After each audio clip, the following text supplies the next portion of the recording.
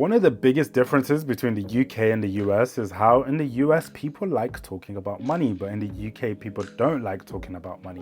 And this problem is even worse amongst medical professionals. So if you are a medical professional that hates talking about money, then this video is not for you. However, if you are a medical professional that likes to talk about money, in this video I'm going to be talking to you about 3 different ways that you can use your money to get started on your property journey. Hey friends, welcome back to my channel. My name is Malone Mukwendi and I am interested in the business of healthcare, the business of property, and the business of enjoying my life. One of the first ways that you can invest your money into property as a medical professional is by simply going solo and going by yourself to go and buy your property to be able to rent it out to different tenants, for instance, or to be able to rent it out to supported living companies and to individuals. So if you're looking at purchasing your first investment property, typically this will require a 25% deposit. So this is 25% of the purchase price. So for simple maths, if a house costs 400,000, you will need 100,000 pounds as your deposit. In that, there's also going to be different charges such as your solicitor's fees, your stamp duty fees, and other charges which might come up along the way if you need to get a survey, for instance, to be able to assess the area of the property or to be able to assess if there's been any cracks, any subsidence to the property. Now, this is one of the ways that you can get started if you do have that kind of money to be able to get in the game. And it's literally as simple as going out to find a property that you like and putting the money down to be able to buy it. And then once you've bought your first investment property, people look into renting these properties out. You can do this 2 ways. You can either look for tenants yourself, maybe you know somebody that needs a house and you have a house free, or you can look into letting it out to an agent and they will usually take some sort of commission when they do let it out. And if you want the agent to be able to manage the property on your behalf, then again, that is something that they will take a commission from. The second way that you can get started in property with your own money is if you look into joint venturing with someone.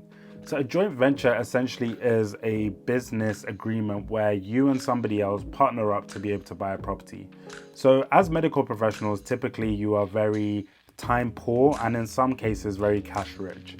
And somebody else might be the complete opposite, that they're actually time rich but cash poor. You two can both partner up, and for instance, if you take that same £400,000 house, if you still put the £100,000 in, and they essentially do all of the work, they take the house from a rundown condition, do the full refurbishment, bring it back to life, make it look good, and increase the value of the house up to, let's say, 500k for simple maths.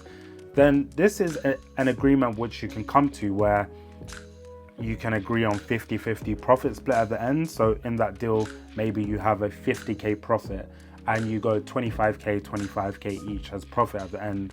Or you can do a deal in a way that you and this joint venture partner that you find just continue going and you continue buying properties, and essentially you become the person that funds the deals, they become the person that carries out the works. This is another way that you can get started. The example that I gave about how you can joint venture with people, essentially the terms are on your terms. Like, you and the other person involved decide what you want that business agreement to look like and getting started. The advantages of doing this strategy is it means that if there is 2 people involved, there is less headache that you have to take on by yourself. There is somebody else to be able to help you navigate through those minefields. Another way that you can get involved in property as a medical professional is by investing in other people's deals. Sometimes people are raising crowdsourced money to be able to purchase a property, carry out a refurb, and be able to pay their investors back.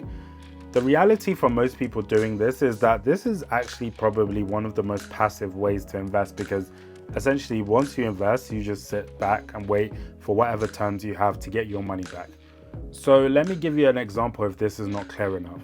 So if somebody is out there looking to purchase a property that they want to be able to flip or they want to be able to refinance, and they're raising private investor finance, you might put 10k or 20k or 50k into this deal, and there might be an agreement which is made where you are expected to get an 8% return over the course of 12 months.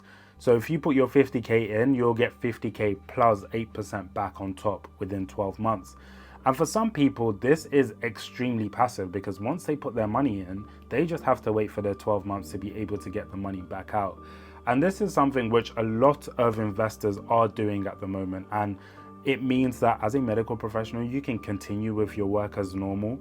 You don't need to worry about dealing with builders. You don't need to worry about all the headaches that those things bring. And this is something that allows people to be able to get into property, to be able to potentially learn from the person who is doing out that refurb and still to be able to make money. Sometimes in the property space, you might hear this being referred to as a earn and learn or that type of thing, where essentially you're able to earn money and you're able to learn about the full process of purchasing a property, the full process of being able to refurbish a property. And then lastly, as I always stress, the fourth way to invest your money in property as a medical professional is education. As a medical professional, you know the importance of education, but for some reason, people think they can jump into another industry and not educate themselves and still be able to do well. Education, however, doesn't necessarily mean you have to go and do a uni degree on property. This can be investing in going to that networking event. Networking events, the tickets will be like £5, £10. Just surrounding yourself in a room with people who are talking about property, people who are talking about numbers, or sometimes signing up to a course, signing up to a mastermind group where you're able to really immerse yourself in the world of property. I think if there is any strategy that I would say you should do as a beginner, it is probably investing in your education. Because let's be real, this is a very cruel world, and I think a lot of the time people take advantage of people when they know that you don't know any better. So the more that you know, the better that you can navigate yourself through the property world and the more that you can actually grow and do. So if you enjoyed this video, or you are looking to get started in property investing, or you're already a property investor, drop a comment below. I'd love to hear about the different strategies that you're employing, or maybe one of the ways that you're looking to invest your money in property. Please let me know in the comments below. And again, this is not financial advice. This is just my top tips on how to invest in property in 2024.